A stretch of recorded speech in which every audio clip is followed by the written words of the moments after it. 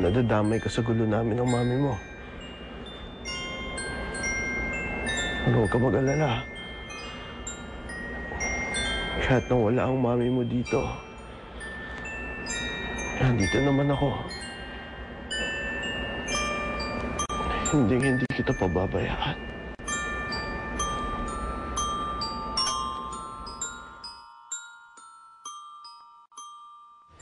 Pakayabang, kala mo kung sinong asong. Gusto ko lang naman makakausap si Abril, Beto, anak. Akala ko ba nakalimutan mo na si Abril? Eh, bakit puro Abril ang lumalabas dyan sa bibig mo? Eh, paano tayo? Kailan pa rin siya kay Abril?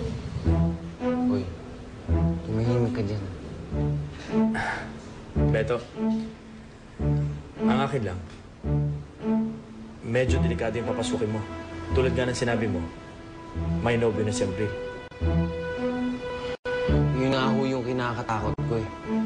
Kita mo ba yung tsura nun, tay? O di gagawa ng matino, mukhang tarantado eh. Baka kung ano pang gawin nung kay Abril. Anak, baka nagsiselos ka lang.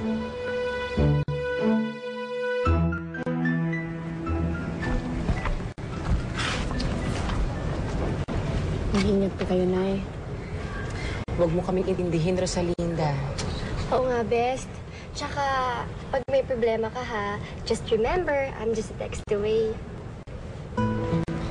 Basta, anak, ang payo ko sa'yo, huwag mo agad isuko ang pagmamahalan niyo mag-asawa. Baka naman, wag din niyo pang maayos.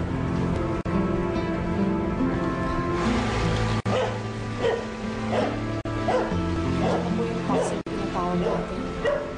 Sige, alis na kami. Bye, best. Ingat ka.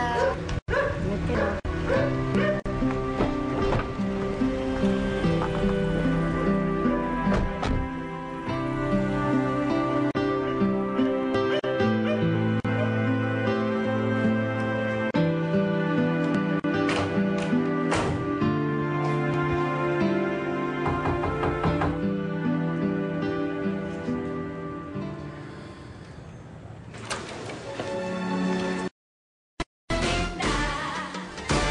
Siya nga pala, Fernando Jose.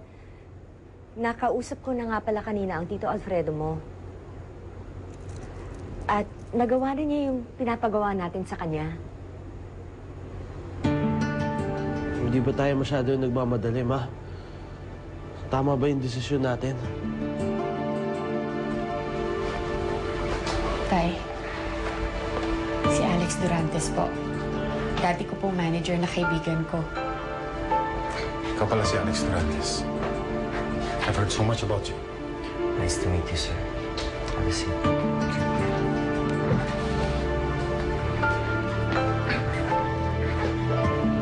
Ano po yung ibibigay niyo sa akin, Tay?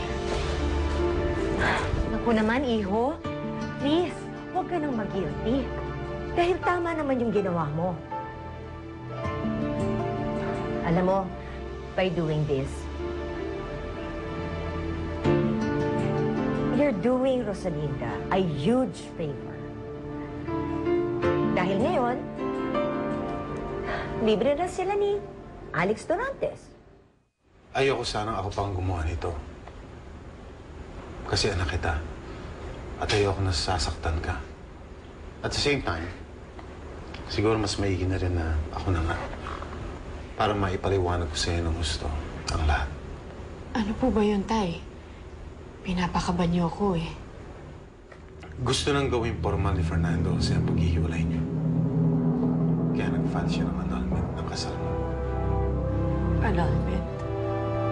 Pinapawalang bisa na ni Fernando kasi ang kasal namin. Oo, Rosalinda. Nag-file siya kanina.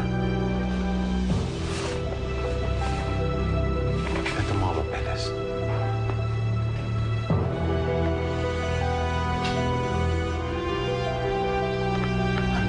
Sorry, anak. Sa anong grounds ang annulment? Sa grounds ng psychological incapacitated. Sinasabi ni Fernando sa'yo na pagkatapos ng trahedya nangyari sa'yo, hindi na daw naging stable ang pag-iisip mo. Delikado na daw ito sa pagsasama niyo bilang mag-asawa. At suportado ito ng mga papeles galing ng ospital. Ano mangyayari dito? Well, nasa korte na ang kaso. Pero pwede naman tayo mag-submit ng counter affidavit to refute all his statements against you para hindi umusad ang kaso. Pero pag natalo, Mapapawalang bisa na ang kasal niyo. It's as if hindi kayo kinasal.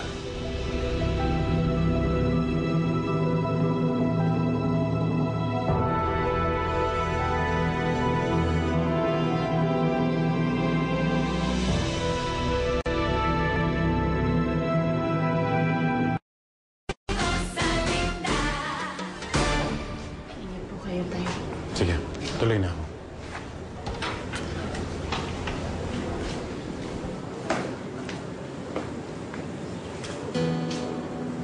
Huwag mo nang isipin yan.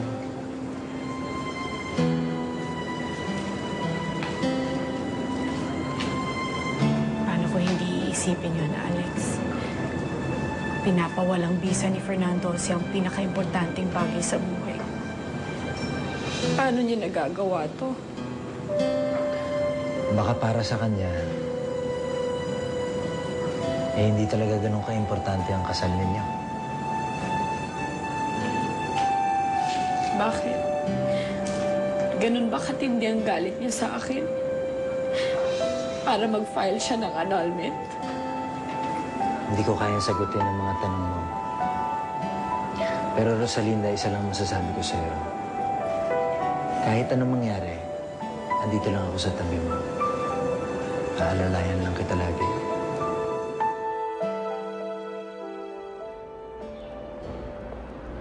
Sinungaling ka, Rosalinda. Sinungaling ka. Sabi mo, mahal mo ako. Sasaktan mo lang din pala ako.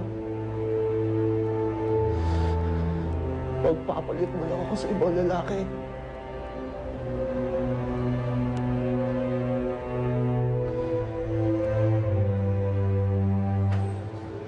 Alex, sino ba kasi imimit mo dito? Iwanan mo na ako ng bahala.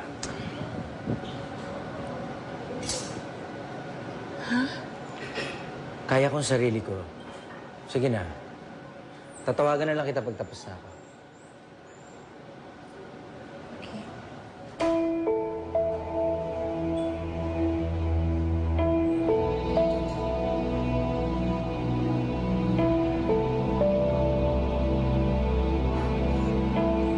Alex Durantes?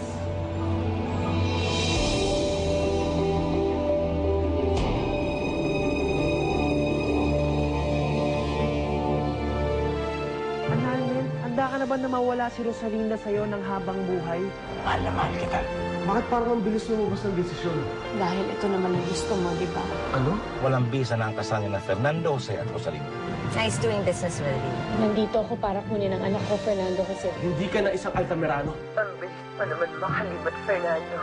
Kilala mo ba kung kaninong sasakyan yan? Para kasing kanina ko pang napapansin na nagmamanman yan dito. Si Nino Florencio? Please make me the happiest man in the world. Gusto ko maging asawa mo. Matagal ko nang hinintay ang oras na.